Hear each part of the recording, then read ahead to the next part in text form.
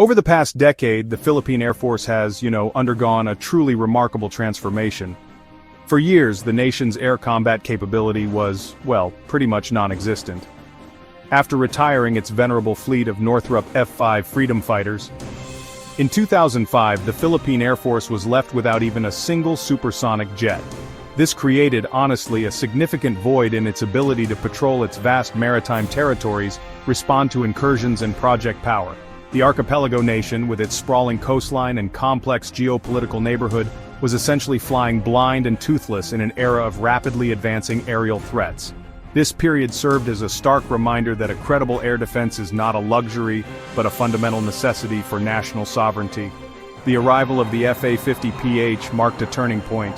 It really represented the dawn of a new era for the Philippine Air Force, catapulting it back into the Supersonic Club.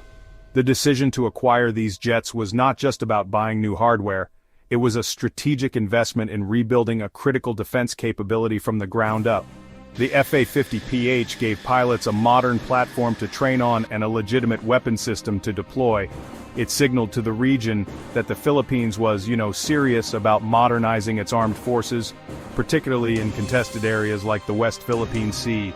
The roar of afterburners over Philippine skies once again became a symbol of a renewed and determined Air Force. The story of these jets really begins in South Korea with the T-50 Golden Eagle. Developed by Korea Aerospace Industries with significant technical assistance from Lockheed Martin, the T-50 was conceived as an advanced jet trainer. Its main purpose was to prepare pilots for flying high-performance fourth-generation fighters and fifth-generation fighters.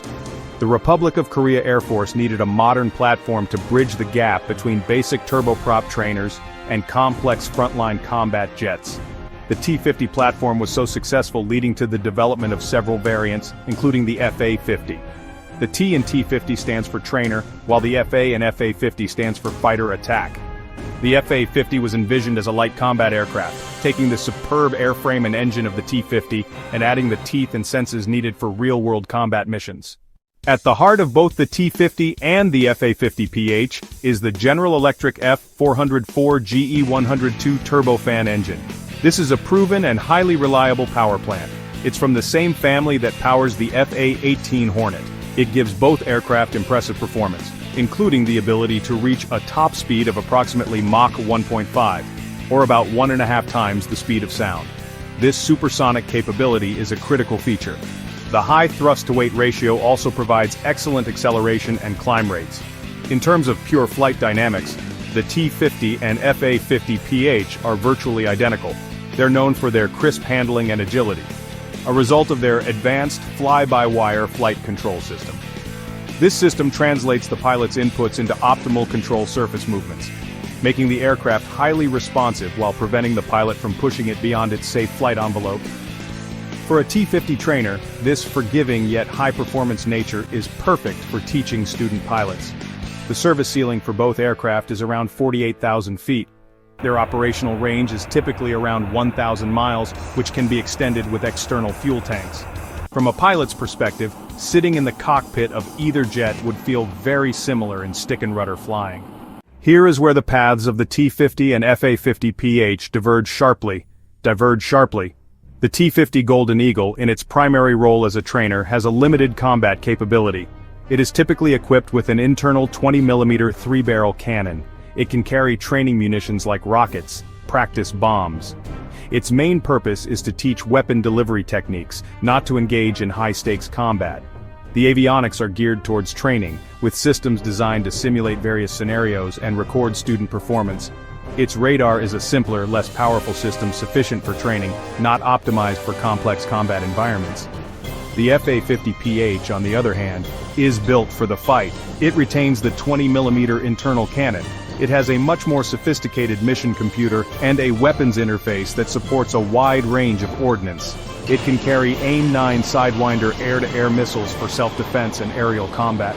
For ground attack missions, it can be loaded with general-purpose bombs, cluster munitions, precision-guided bombs like the GBU-12 Paveway 2. A critical upgrade in the FA-50PH is its radar. It is equipped with the ELM 2032 Pulse Doppler radar. This radar gives the pilot superior situational awareness, allowing them to detect and track multiple targets at greater ranges, airborne, on land, and at sea. It provides the necessary data for targeting both airborne threats and surface targets. Many FA-50s, including the PAFs, are equipped with a data link system and a defensive suite, radar warning receiver, and countermeasure dispensing system, chaff and flares for survivability. This suite of offensive and defensive systems is what truly defines the FA-50PH as a combat-ready aircraft. The fundamental difference between the T-50 and the FA-50PH lies in their mission focus, which dictates their entire system architecture. The T-50 is a lead-in fighter trainer. Its design philosophy is centered on safety, instruction, and simulation.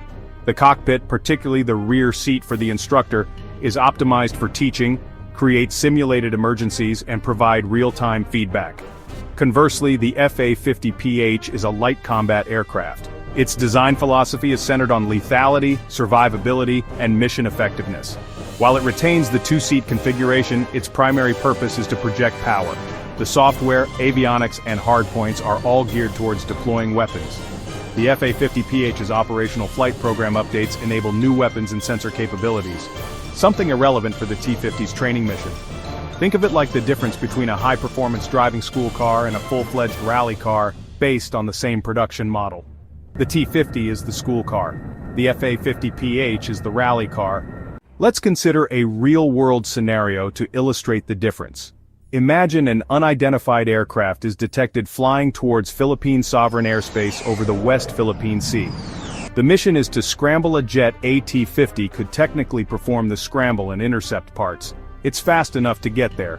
However, its radar would struggle to detect and track the target from a safe distance, and its pilot would have limited situational awareness.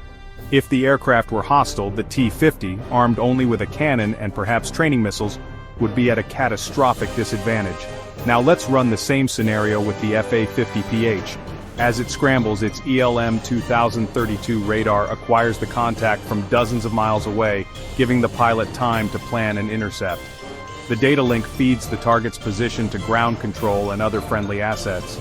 As the FA-50PH closes, its radar warning receiver alerts the pilot if the contact's radar locks on, indicating hostile intent. The pilot can employ AIM-9 Sidewinder missiles for a beyond visual range engagement or a close-in engagement. This sequence is exactly what the FA-50PH is designed for, a complete air defense mission profile the T-50 cannot execute safely. Consider another scenario: ground support. Philippine troops are pinned down by enemy forces. They need immediate air support to neutralize a fortified position. A T-50 could fly over and make strafing runs with its cannon, but its effectiveness would be minimal, and it would be highly vulnerable to ground fire. The FA-50PH could arrive on station carrying precision-guided bombs using its targeting pod or radar to acquire coordinates, releasing a GBU-12 from a safe altitude to destroy the target with pinpoint accuracy. Relieve troops after strike.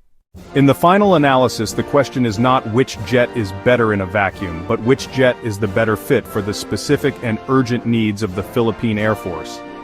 The T-50 Golden Eagle is an exceptional advanced jet trainer, arguably one of the best in the world. For an Air Force with a large, established fleet of advanced fighters, the T-50 is the perfect tool to keep a steady flow of highly skilled pilots moving up the pipeline. However, the Philippines in the early 2010s did not have the luxury of needing only a trainer. The Philippine Air Force needed to regenerate its air combat capability from scratch. It required a platform that could not only train its pilots to a supersonic standard, but also immediately assume the mantle of the nation's primary air defense and strike asset. It needed a fighter first, and a trainer second. This is precisely the role the FA-50PH Fighting Eagle was designed to fill.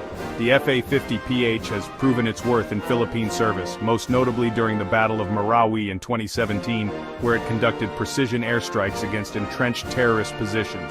This real-world combat deployment validated the PAF's choice and demonstrated the aircraft's value beyond just air-to-air patrols. It showcased the platform's utility as a multi-role asset, capable of contributing directly to national security challenges on the ground.